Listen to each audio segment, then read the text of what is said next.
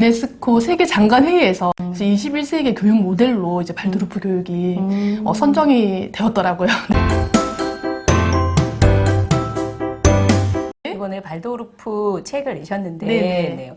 우리 작가님이 옛날에 선생님이셨더라고요. 네, 맞습니다. 네네. 어떻게 그 학교 교사를 내려놓고 이게 발도르프 교육이라는 특별한 이런 교육에 또 이렇게 들어서게 되셨는지. 네. 초등학교에서 일을 했었는데 거기서도 아이들과 좀 의미 있고 즐겁게 지내왔었어요. 근데 즐겁게 지내면서도 뭔가 좀 더 깊이 있는 교육 철학에 대한 고민? 원래 교육이라고 하는 것이 아이들이 인간답게 살아가는 법을 가르쳐 주는 건데 어떤 것이 인간다운 것인지 어떻게 도와줘야 될까 이런 것에 대한 좀 고민이 있었고 또 왜 이 시기에 이 교과를 하는 걸까? 어떤 적정한 양은 어느 정도일까? 또 어떤 질적인 면에서 초점도 무엇일까? 이런 고민들을 이제 계속 하게 됐어요. 그래서 대안을 막 찾아서 이렇게 저렇게 공부도 하고 연수도 듣다가 이제 발도르프 철학을 만나게 되었습니다. 우리가 흔히 말하는 발도르프 교육, 이게 무엇인지 좀 이야기해 주실래요? 네네. 발도르프 교육은 이제 독일의 철학자인 루돌프 슈타이너라고 이제 들어보셨을 것 같아요. 그러니까 루돌프 슈타이너가 이제 창시한 교육인데, 그 루돌프 슈타이너는 인간에 대한 인간이란 과연 어떤 존재인가라고 하는 인지학을 연구한 이제 철학자이시거든요. 그 철학, 인지학을 기반으로 아이들을 어떻게 가르쳐 줘야지 잘 도움을 줄 수 있을까라는 물음에서 시작된 교육이 발도르프 교육입니다. 우리 인간이 가진, 그리고 아이들이 가진 이제 사고와 감성과 의지, 이 세 가지 측면을 모두 골고루 좀 향상시켜주고 이렇게 만져주는 그런 교육이라고 생각하시면 될 것 같아요. 네. 보니까 21세기 교육 모델 이런 평가도 좀 받고 있더라고요. 네네네. 보니까 그 유네스코 세계 장관 회의에서 그러니까 미래형 어떻게 보면 미래형 교육, 21세기 교육 모델로 이제 발도르프 교육이 선정이 되었더라고요. 네. 그러게요. 자, 그러면 발도르프 교육에서 좀 중시하는 거 그런 건 어떤 거예요? 발도르프 교육도 이제 굉장히 깊이가 있어가지고 여러 가지를 말씀드릴 수가 있는데 그 중에 한 가지를 말씀드리면 저는 리듬이라고 생각하거든요. 리듬. 예, 리듬 생활. 네네네. 우리가 왜 하루를 지금 살아가고 또 일주일, 한 달, 1년을 살아가잖아요. 이 모든 것이 리듬 안에서 우리가 살아가게 되는데 예를 들어 하루의 리듬이라고 했을 때 아이가 일어나는 시간 또 언제 밥을 먹는가, 그 주된 활동을 하고 이후에 쉼을 가지고 또 밤에는 충분히 잠을 자고 이 모든 것이 루틴이라고도 얘기할 수 있을 것 같고요. 굉장히 리듬적으로 흘러가는데 이 리듬 생활을 굉장히 충실히 하는 것. 왜냐하면은 리듬이 자연이고 아이들도 자연의 존재이기 때문에 그거를 굉장히 강조하는 게 발도르프 교육의 특성이고요. 그래서 하나 더 말씀을 드린다면 감각을 좀 중시하는 교육이에요. 감각. 네네네. 그러니까 발도르프 교육에서는 5감각이 아니라 12감각을 이제 얘기를 하거든요. 그래서 그 감각들이 세상을 바라보는 창문인데 이 감각을 어떻게 하면은 잘 펼칠 수 있도록 도와줄까? 그런 관점에서 아이들을 좀 지도를 하고 있고 그런 측면에서 미디어 교육을 하지 않아요. 초등 시기에는. 네네. 미디어 교육을 하지 않고 오히려 감각 통합적인 것들, 충분히 내 몸과 내 사지를 움직이고 느껴보고 맛보고 그런 것들이 좀 더 중점이 되어서 교육을 하고 있어서 좀 더 각광받지 않나 이 시대에 그런 생각을 해봅니다. 특별히 5감각보다 더 큰 12가지 감각을 골고루 아이들이 세상과 접할 수 있도록 기회를 준다는 말씀이시죠? 네네네. 저도 공부하면서 이 부분이 너무 재미있더라고요. 네. 어떻게 12감각이라면 우리가 알고 있는 5가지 감각 이외에 뭐가 있어요, 더? 조금 생소한 감각들도 있을 것 같은데, 촉감각 일단은 아시는 거고, 생명감각이라고 있어요. 생명감각이라고, 내가 고통을 통해서, 아픔을 통해서 이제, 세상의 어떤 지혜를 깨닫는 그런 감각이 있고, 운동감각이라는 것이 있고, 또 이제 균형감각, 이런 식으로 쭉 펼쳐지거든요. 그래서 나중엔 자아감각까지. 그렇군요. 좋습니다. 적기 교육 이런 얘기가 나오더라고요. 첫 번째 그 7년, 또 두 번째 7년, 또 세 번째 7년 이렇게 각각 이렇게 7년 중심으로 아이들이 조금씩 많이 바뀌는데 그때 중점을 둬서 공부를 시키거나 또 교육을 할 때 우리가 좀 생각해 볼 만한 게 뭐가 있을까요? 네, 제가 발도르프 교육을 공부하면서 정말 저한테 시원함을 줬던 게 왜 이 시기에 이 교육을 하느냐라는 그런 물음에 대한 답이었거든요. 그러니까 아이가 발달하는 것이 어떠한가를 알았을 때 적절한 도움을 줄 수 있잖아요. 그래서 인간은 태어나면서부터 이제 평생을 7년을 주기로 질적인 성장을 한다고 아까 말씀하셨듯이 네, 그렇게 발도르프 교육에서는 얘기를 하는데 우리가 주안점을 두고 볼 것은 이제 20살까지 네네. 그래서 총 태어나서 7살까지, 7살부터 14살까지, 14살부터 21살까지 요 3번의 7년 주기를 좀 더 주안점을 둔다면 학령기 아이들을 좀 도와줄 수 있거든요. 그렇죠. 태어나서 만 7세까지 아이들은 주요한 키 포인트가 모방입니다. 아이들은 모방을 통해서 아시다시피 네, 이렇게 자라게 되는데 그래서 주변의 어른들의 언행을 그대로 흡수한다고 해요. 맞아요. 그리고 주변의 환경까지도 아이들은 모방하면서 내면에 흡수를 하거든요. 그래서 어린 아이를 키우는 부모님이나 또 선생님들 같은 경우에는 좀 더 내 언행이 모델링이 좀 필요하겠죠. 네, 좀 더 선한가, 좀 세상을 아름답게 바라보는가, 또는 내 삶을 다른 이들과 나누는가 이런 태도하고 연결되기 때문에 그런 쪽에 주안점을 두고 우리가 아이를 키움으로써 좀 더 바른 인간으로 좀 살아갈 수 있는 기회를 아이들이 주지 않나 이런 생각을 하고요. 환경적인 면에서도 좀 더 아름답고 좀 정돈된 환경이 아이들에게 더 긍정적인 영향을 이제 주게 되는 거죠. 그 환경을 흡수하는 존재니까. 그래서 발도르프 어린이집을 가면은 참 아름다워요. 이렇게 천 같은 것도 이렇게 아름답게 들여놓고, 그리고 교구나 이런 것들도 좀 천연적인 소재, 자연의 소재로 아름답게 이렇게 정돈이 늘 되어 있는 모습을 보거든요. 심지어 벽까지도 이렇게 은은한 라주어 페인팅이라고 이렇게 파스텔 계통의 어떤 은은한 색칠로서 아이들에게 안정감을 주거든요. 그래서 그런 것들이 첫 번째 질년 주기에는 좀 중요하고. 근데 우리 엄마들은 그 7년 동안 네네. 뭔가 가르치려고 하는데 그거보다 더 네. 중요한 게 네네. 그런 분위기, 좋은 모델링 이런 게 더 중요하다는 말씀이시죠? 네네. 그래서 아까 말씀해 주셨는데 이제 어린 시절부터 많이 가르치려고 하잖아요. 근데 슈타이너 같은 경우는 이 첫째 7년 시기 동안은 인지 교육을 하지 말라고 얘기를 해요.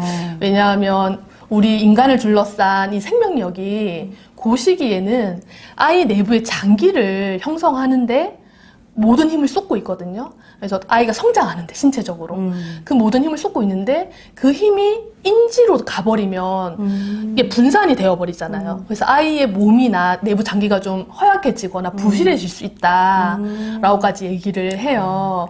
그래서 인지교육을 그 시기에 시키는 것은 좋지 않는데 참 신기하게도 전 세계적으로 보면 학령기에 나이가 약속이나 한 듯이 만 7세 이후로 이렇게 약속되어 있잖아요. 그래서 그게 다 의미가 서로 있죠. 통하는 것 같아요. 네네네. 그럼 이제 두 번째 7년. 아, 네. 두 번째 7년은 아동기인데 아이들이 풍성한 어떤 내면 생활로 또 이제 관계를 형성하기 시작하는 이제 그런 시기예요.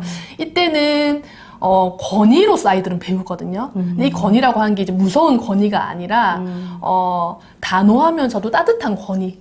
선생님을 너무 좋아하는, 가르치는 선생님을, 우리 선생님은 너무 아름답고 너무 좋아요, 이런 마음을 아이들은 따뜻하게 품게 돼요. 그래서 그런 마음 안에서 아이들은 배우게 되고, 가장 아이들이 잘 배울 수 있는 그런 조건은 아름답고 예술적인 것으로 주어졌을 때 아이들은 푹 빠져들어서 이제 배우게 됩니다. 그래서 예술이나 감성적으로 이 시기에는 가슴의 어떤 영역으로 아이들을 만나면은 좋습니다. 그리고 마지막 이제 세 번째 7년이죠. 14세부터 21세의 시기는 청소년기잖아요. 그렇죠. 네, 그때는 이제 인생에 대한 어떤 갈등도 있고 충동의 시기이기도 하고요. 그리고 내적 권위에 의해서 이제 배우게 되거든요. 그래서 자아 정체성을 확립하는 시기인데 자신의 색깔, 나의 강점과 약점을 또 찾게 되고, 그 부모나 성인들은 또 그걸 지원해주는 역할을 하게 되고, 아이들은 또 프로젝트 형식으로 자기가 좋아하는 것들, 자기의 색깔들을 쭉 찾아가면서 공부를 하고 학습을 하게 되거든요. 그런 것들을 이제 도와주고. 네. 작가님은 이제 자녀들을 발도르프 교육으로 이렇게 교육을 해오셨잖아요. 네. 좀 아이들이 어떤지 좀 보고 싶은데 발도르프 교육을 받은 아이들은 특별히 이제 한국의 기본적인 공교육을 받은 아이들과 조금 어떤 다른 특징을 갖고 있는지 좀 네. 알고 싶어요. 그러니까 발두르프 교육을 받아서 이렇다라고 딱 정의를 또 내리기는 힘들지만 전반적인 양상에 대해서는 말씀을 드릴 수 있을 것 같습니다. 극명하게 차이가 나는 것은 저는 미디어라고 봅니다. 그러니까 일반적인 한국의 아이들은 좀 일찍부터 미디어에 노출이 되고 많이 보잖아요. 네네. 기기들도 많이 접하게 되고 발두르프 육아나 또 발두르프 교육 쪽에서는 최대한 늦게 그 실리콘밸리의 임원진들이 그렇죠. 자신의 아이들은 왜 발두르프 학교 보낸다고 하잖아요. 네네. 핸드폰, PC 안 주어지고 네. 그래서 그런 것처럼 최대한 늦게 이제 미디어를 접하게 하는데 거기서 오는 차이가 분명히 있어요. 그러니까 이런 미디어를 통해서 아이들이 인지적인 면에서 굉장히 자극을 받죠. 그래서 그쵸. 간접 경험을 하게 되고 세상 걸 모든 걸 알아요. 근데 내 몸과 마음을 움직여서 그걸 배운 건 아니란 말이죠. 그래서 새로운 어떤 배움이 주어졌을 때 좀 발두르프 육아를 한 아이들은 더 큰 호기심을 가지고 몰입해서 집중해서 그걸 좀 자기 것으로 가져가는 게 보이거든요.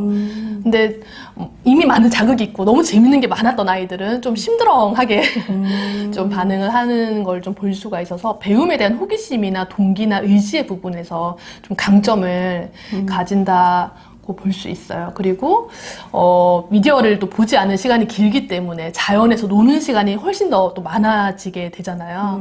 놀면서 또 친구와의 관계, 또 다른 성인과의 관계, 이런 사회성적인 면도 더 키우게 되는 것 같아요. 일반적인 아이들보다 손으로 하는 작업들, 소근육을 움직여서 무언가를 만들고 아름다움을 만들어내는 그 작업을 좀 잘 하는 것 같아요. 이것 다 감각이잖아요. 뭐 촉감각도 되고 균형 감각도 되고 그래서 이것이 내면에서 좀 통합이 되어서 결국 전인적인 성장에 도움이 되는 것 같아요.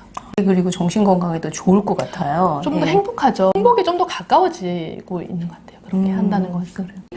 대부분의 도시에 사시는 어머님들이 나도 발두르프 교육을 좀 하고 싶은데 어떻게 적용을 해서 좀 할 수 있을지 뭐 팁이라든가 뭐 좀 해주실 수 있는 말씀이 있다면? 네, 제가 이제 엄마표 발두르프 자연육아 네네. 책을 쓰면서 네네. 사실 그런 부분을 많이 알려드리고 싶어서 그 책을 쓴 목적도 있어가지고 너무 반가운 질문이고요. 현대의 아이들이 굉장히 자연과 멀어져서 생활하고 있는 게 보이거든요. 그래서 지금 아이들을 왜 새로운 용어가 또 나왔잖아요. 알파 세대라고. 네.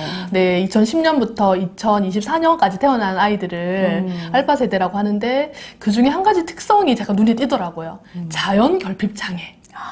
가 있다라고 이제 어떤 책에서 제가 그 부분을 보고 공감을 좀 했습니다. 그러니까 아파트 생활 하다 보면은 바로 지하 주차장으로 갔다가 학교 가고 학원 가고 이런 생활 하다 보면 밖에 비가 오는지 그렇죠. 해가 쨍쨍 내리쬐는지 이런 감각적인 것들이 사라지게 되고 자연과 점점 멀어지기 때문에 아이들이 그 부분에서 결핍이 이제 생기겠구나. 이 시기 아이들은 이 시대 아이들은 도시에 살아도 분명히 자연의 스팟을 찾을 수 있다고 보거든요. 제가 뭐 서울에도 와보고 또 신도시에도 가봐도 어디든 나무가 있고 뭐 야산이 있고 공원이 있고 이런 곳은 분명히 있더라고요. 네네. 그래서 그곳을 내가 아이를 데리고 나갈 수 있는 마음의 태도 일단 그걸 장착하셔야 될 것 같고 그 놀겠다는 마음을 가지고 난 다음에는 그런 우리 가족만의 스팟을 찾아서 그게 크거나 대자연이 아니어도 됩니다. 그러니까 아이들은 작은 모래사장만 있어도 그렇죠. 굉장히 잘 놀거든요. 그래서 거기서 이제 아이들은 충분히 또 자연과 누리면서 행복에 좀 더 가까워질 수 있다는 생각이 들고 또 한 가지 팁을 더 드리자면 요즘은 그 음식을 대부분 마트에서 바로 사서 먹거나 또는 배달을 시켜서 먹게 되잖아요. 우리가 먹는 음식도 다 자연이거든요. 이 상추 하나라도 내가 어디서 어떻게 자라고 키워서 먹어보는 그 경험은 또 아이들에게 큰 어떤 자연에 대한 감각을 일깨워 줄 거거든요. 그래서 요즘 제로 웨이스트도 많이 하는데 상추 한 포기 또는 두 포기 그래서 그걸 심어서 이제 물 주면서 아이들과 함께 키워서 적어도 한 3, 4주는 기다려서 그거를 수확하고 뭐 그날은 삼겹살 파티를 한다든지 그렇게 해서 아이들과 직접 농작물을 키워보는 작은 텃밭이라도 하나 집에 있다면 또 그것은 아이들에게 큰 선물이 될 거예요. 내가 먹는 이 채소가 그냥 확 사올 수 있는 게 아니라 이렇게 정성을 다해서 자연관계 길러내고 이렇게 먹는 거구나. 감사한 마음도 분명히 이제 가지게 되고 그런 의미에서 추천드립니다. 네. 좋습니다. 하여튼 부모가 자연을 접할 기회를 줘야겠다는 마음의 태도가 중요할 것 같아요. 네, 장소를 먼저 고민하시는데 사실은 먼저 태도거든요. 그렇죠. 네네, 허용해주는 태도. 네네. 선생님 생각하시기에 자연이 주는 유익, 가치 이런 건 어떤 거라고 생각하세요? 일단 자연에 나가면 초록색이 많잖아요. 그러니까 초록은 욕망이 없는 중립의 색깔이라고 또 우리 발도르프에선 얘기를 하거든요. 그래서 우리가 산책을 하고 나면 굉장히 마음이 편안해지고 또 어떤 의미에서 행복이 이렇게 밀려오는 그런 경험들을 하실 텐데 평화로움을 주는 게 첫 번째인 것 같아요. 자연이 주는 건 평화로움이고 정말 우리 삶에서 자연이 배제가 되면 굉장히 각박하고 삭막해지잖아요. 그건 아이들도 마찬가지인데 못 느낄 수 있죠, 아이들은. 처음부터 그걸 못 경험했다면 많이. 그래서 많이 경험해주게 하는 것이 중요하고 결국은 이 평화가 이제 행복과 다 있습니다. 그죠? 네. 많이 경험할 수 있게 해주면 아이들이 조금 더 마음이 좀 풍부한 아이들, 풍성한 아이들, 정서적으로 행복한 아이들로 좀 자라지 않을까. 그런 것 같아요. 우리도 자연이고 자연을 많이 접할수록 조금 더 우리의 본성에 가깝게 행복을 추구하고 만날 수 있을 것 같아요. 네네. 구독과 좋아요로 독립육아하세요.